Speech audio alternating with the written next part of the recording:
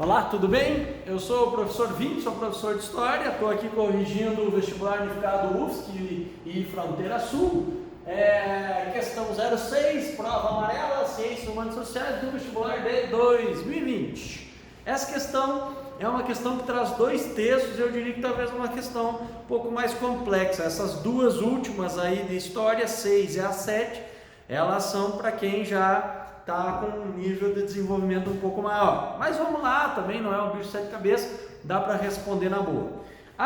O texto 1, eu sempre comento isso com os meus alunos, é de um historiador do mais alto nível que a gente teve, infelizmente faleceu há pouco tempo, mas ele tem uma produção notória, viveu bastante também. Eric Hobsbawm é um inglês que aqui na sua obra sobre história, ele escreve um texto que faz uma análise sobre a barbárie, né?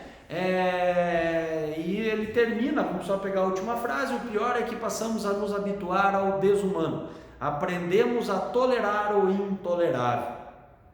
E no texto 2, a gente tem um texto que fala que nós devemos nos preocupar quando políticos rejeitam em palavras ou em ações as regras democráticas do jogo, negam a legitimidade dos oponentes, toleram e encorajam a violência e dão indicações de disposição para restringir liberdades civis de oponentes, inclusive a mídia. Muito bem.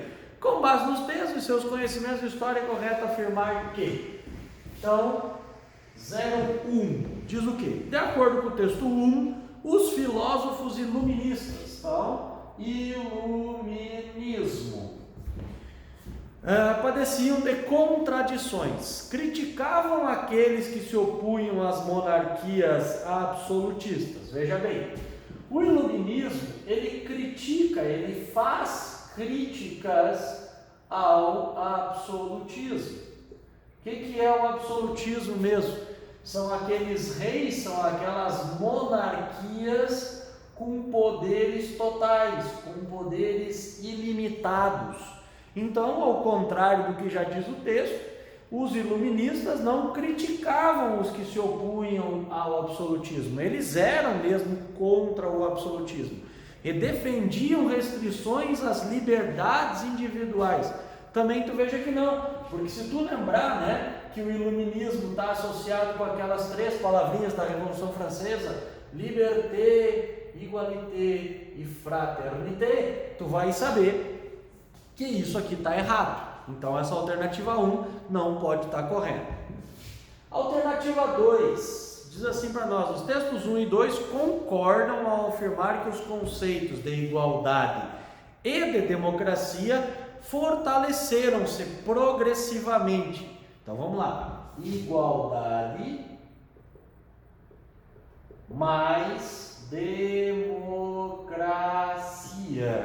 Igualdade mais democracia fortaleceram-se progressivamente até estarem plenamente consolidados.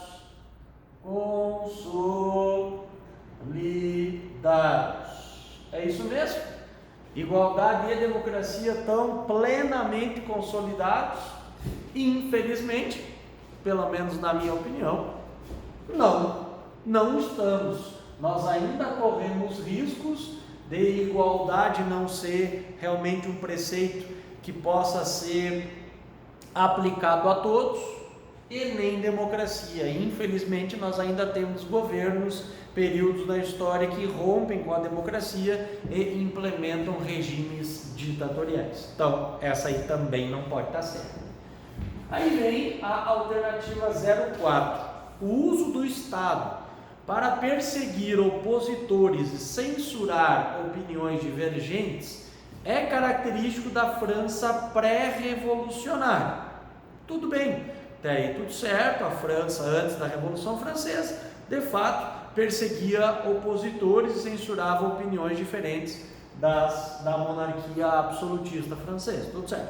Após a Revolução Francesa, os políticos dos países ocidentais não mais adotaram comportamentos como os descritos no texto 2. Será?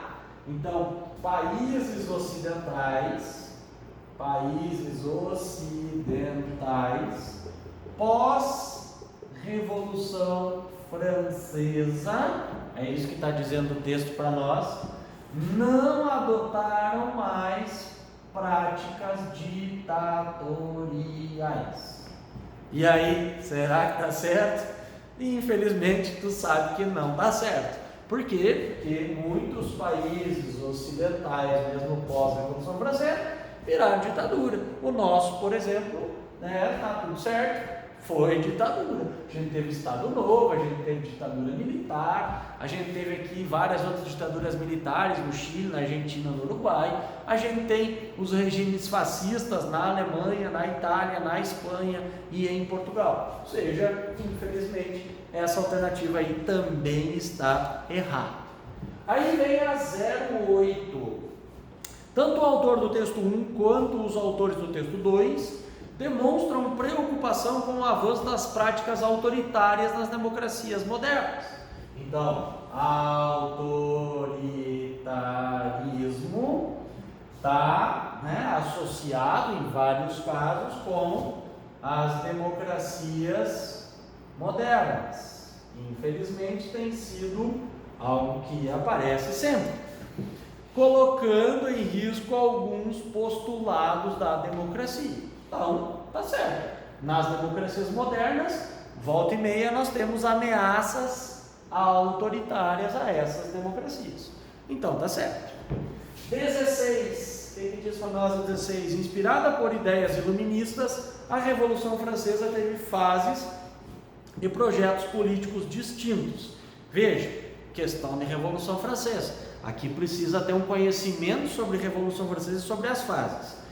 Durante a República Jacobina, tá? Vamos lembrar o seguinte: depois da Revolução lá de 14 de julho, a queda da Bastilha, a gente tem a burguesia se dividindo em duas partes: os jacobinos e os girondinos. Os jacobinos vão governar dentro do que a gente chama de Convenção Nacional, ou mais famosa, Era do Terror. Por quê? Porque é a Era da Guilhotina, por exemplo. Os girondinos vão governar dentro daquilo que nós chamamos de diretório, tá? E aí, vamos ver o que diz o texto para nós.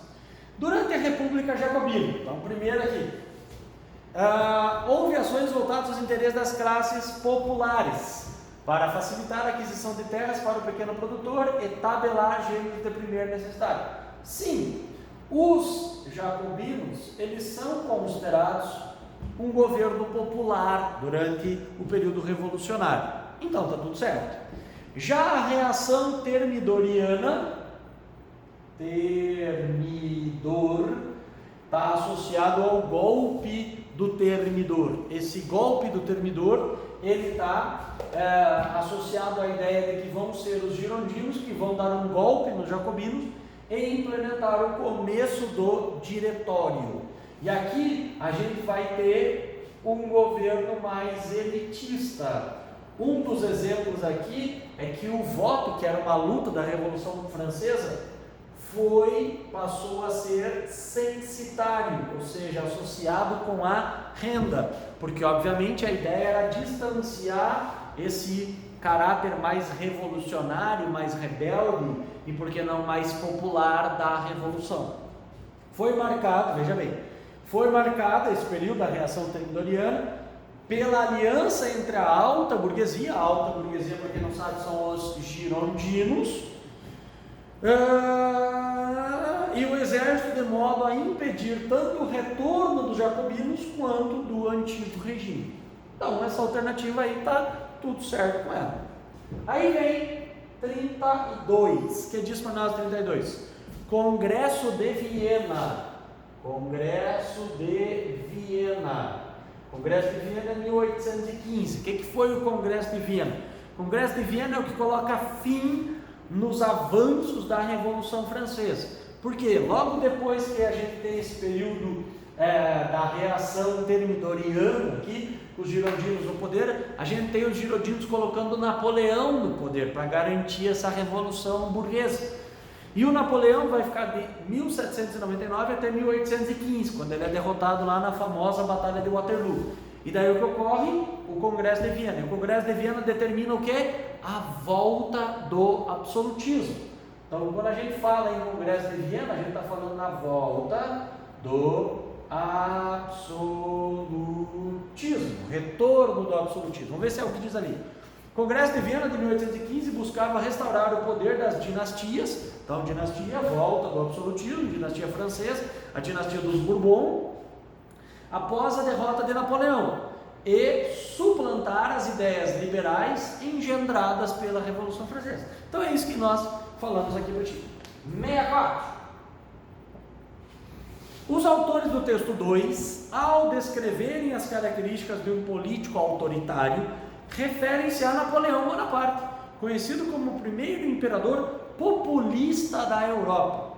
Aqui há uma distorção, por isso está errado, porque o populismo necessariamente não é autoritário. Tu pode ter populista autoritário, mas não é geralmente o caso. E também não é o que se enquadra o Napoleão Bonaparte. Napoleão Bonaparte pode chamar ele de um general, imperialista, até mesmo liberal, mas um imperador populista, não. E o Napoleão talvez não seja o maior exemplo de um indivíduo extremamente autoritário, como nos traz aí o texto 2. Então, a 64, a gente não pode associar o Napoleão a um líder populista. São outros conceitos, ok? Populismo vai ser algo empregado no século XX, associado sobretudo à América Latina, tá? Então, por isso que essa alternativa não está certa.